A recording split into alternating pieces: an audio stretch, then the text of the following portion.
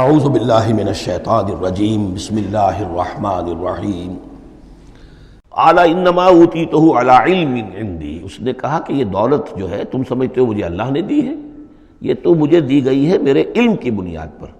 میرے اندر علم ہے، فہم ہے، سمجھ ہے، میری پلاننگ ہے، اس کے نتیجے میں نے دولت کمائی ہے۔ یہ ہے در حقیقت ایک مادہ پرست انسان کا، جو ایک زر پرست اور مادہ پرست انسان جو ہے وہ سمجھتا ہے میری صلاحیت، میں نے بر وقت اندازہ کر لیا تھا کہ اب مارکیٹ میں اس چیز کی ڈیمانڈ پیدا ہوگی اور میں نے اس کے لیے بندوبست کیا، تو اب مجھے بارے نیارے ہو گئے ہیں، تو یہ میری ذہانت ہے، میں نے اندازہ کر لیا کہ اب یہ جو ہے اتار چڑھاؤ جو ہے بازار میں آنے والا ہے، اسی کے حساب سے میں نے کچھ خرید و فروخت کی ہے تو مجھے دولت مل گئی ہے۔ تو اوتیتہ علی علم عندی، میرے پاس علم ہے، اس کی بدولت مجھے یہ سب کچھ دیا گیا ہے، مجھے یہ ملا ہے، میں نے کمایا ہے۔ اولم یعلم، کیا وہ جانتا نہیں کہ ان اللہ قد اہلک من قبلہ من القرون، کہ اللہ تعالیٰ نے اس سے پہلے بہت سی قوموں کو ہلاک کیا، من ہوا اشد منہ قوتاً، جو اس سے کہیں بڑھ کر تھی طاقت میں بھی، وہ اکثر و جمعا، اور جن کے پاس مال و اسباب دنیاوی اور دولت کے انبار بھی ان سے زیادہ جمع تھے۔ ولا یسأل عن ذنوبہم المجرمون، اور اللہ تعالیٰ کو اس کی ضرورت پیش نہیں آئے گی کہ مجرموں سے ان کے جرم پوچھے،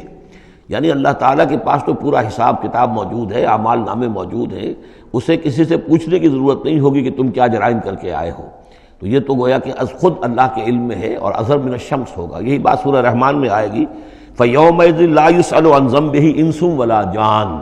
کسی بھی انسان سے اور کسی بھی جن سے پوچھنے کی ضرورت نہیں ہوگی، بلکہ یہ کہ در حقیقت ان کے تو ماتھے پر لکھا ہوا ہوگا، يُعْرَفُ الْمُجْرِمُونَ بِسِيمَاهُمْ فَيُؤْخَذُ بِالنَّوَاصِي وَالْأَقْدَامِ، مجرم تو اپنے پیشانیوں سے پہچان لیے جائیں گے، اور یہ کہ پھر ان کو سر کے بالوں سے اور ادھر سے قدموں سے دو طرف سے پکڑ کر، ادھر سے سر کے بال اور ادھر سے پاؤں پکڑ کر اور ٹاس کر دیا جائے گا جہنم کے اندر۔ تو قال انما اوتیتہ علی علم عندی اولم یعلم ان اللہ قد اہلک من قبلہ من القرون من هو اشد منہ قوۃ واکثر جمعا ولا یسأل عن ذنوبہم المجرمون فخرج علی قومہ فی زینتہ۔ اب ایک دن ایسا ہوا کہ وہ نکلا اپنے پورے ٹھاٹھ باٹھ کا اظہار کرتے ہوئے، خدم و حشم کو لیے ہوئے، بیش قیمت کپڑے اور خلعتیں پہنی ہوئی، اور سواری کے اوپر اپنی دولت کا بھی مظاہرہ کرتے ہوئے۔ قال الذین یریدون الحیاۃ الدنیا، تو اب جو اس معاشرے میں وہ لوگ تھے کہ جن کی نگاہوں میں، خود ان کی اپنی نگاہوں میں بھی دنیا کی زندگی کھبی ہوئی تھی، اور جو چاہتے تھے، طالب تھے دنیا ہی کے، یا لیت لنا مثل اوتی قارون، وہ انہوں نے کہا کاش کہ ہمیں بھی یہ ساری چیزیں ملیں جو قارون کو ملی ہیں، جو کچھ دیا گیا ہے، اسے جو دولت دی گئی ہے، اس کے پاس جو ثروت ہے، اور اس کو جو اللہ تعالیٰ نے اس کے اوپر نعمتوں کی بارش کی ہے، کاش ہم پر بھی ہو۔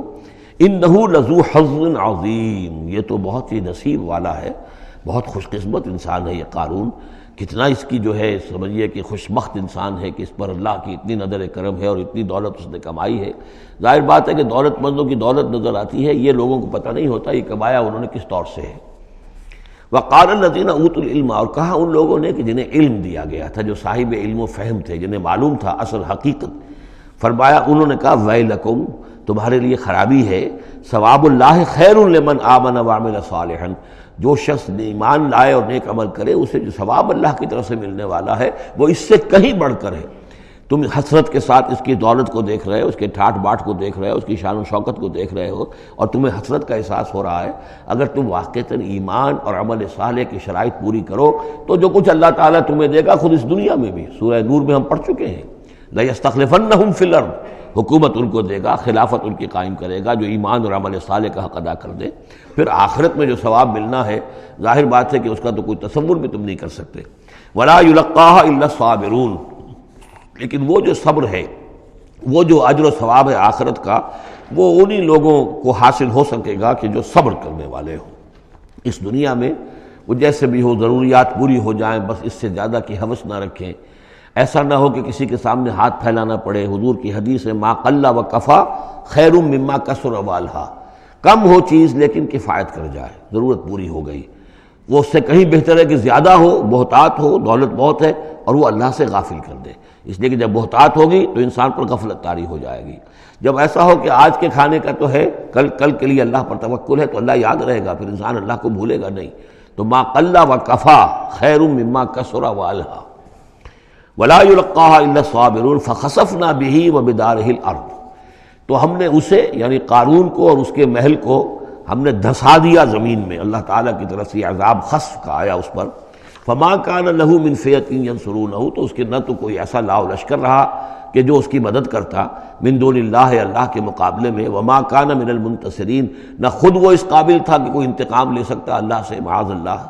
وَأَصْبَحَ الَّذِينَ تَمَنَّوْا مَكَانَهُ، اب وہ لوگ کہ جو تمنا جنہوں نے کی تھی بالامس، جو گزشتہ شام، اب جس رات کو وہ خسف ہوا ہے، اگلے روز جو دھوم مچی کہ وہ تو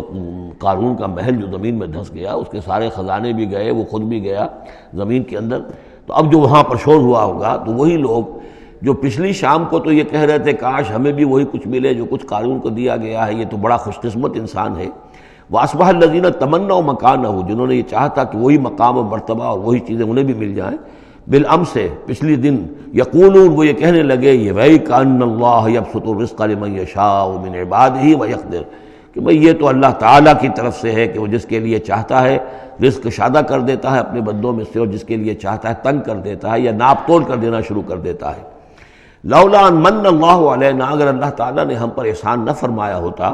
لخسف بنا، تو ہم بھی اسی طریقے سے خسف کر دیے گئے ہوتے. یعنی ہم تو کہہ رہے تھے کہ ہم بھی اس جیسے ہو جائیں، ہمیں بھی اس کی سی دولت مل جائے، لیکن اس کی دولت کا جو انجام آج ہماری نگاہوں کے سامنے آیا ہے، لولا ان من اللہ، اگر اللہ تعالیٰ نے ہم پر یہ احسان نہ کیا ہوتا کہ ہمارے پاس وہ دولت نہیں تھی،